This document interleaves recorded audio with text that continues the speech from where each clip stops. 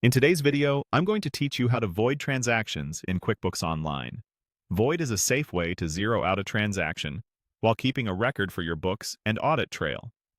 It's different from deleting, which removes the entry entirely.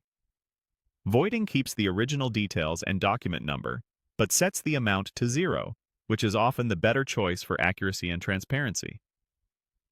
First, go to the list that contains the transaction you want to change.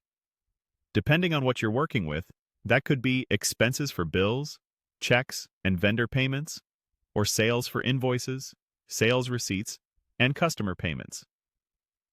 If you're looking for invoices specifically, open Sales and then Invoices or All Sales. This is your home base for reviewing what's been recorded.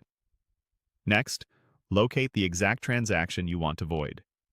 You can use the search bar, filter by date, customer or vendor, status, or even amount to narrow things down quickly. Take a moment to confirm you've got the right one.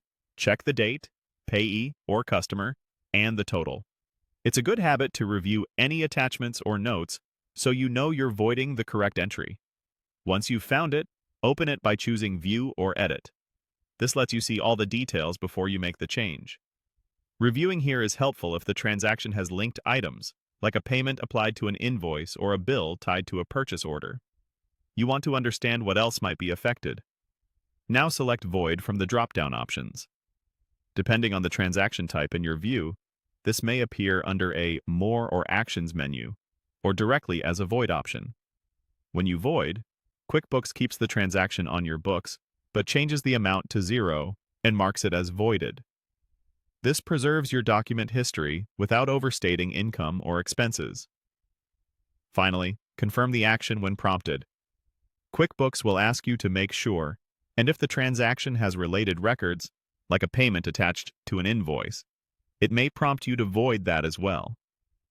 After you confirm, the transaction will show as voided. You can revisit it anytime for reference, and if you ever need a record of what changed, the audit log will reflect that this transaction was voided. If the item was part of a reconciliation, consider reviewing that period, as voiding can affect your balances. When in doubt, consult with your accountant. That's it. Simple and clean. If this video helped, please like, subscribe, and share. Thanks for watching.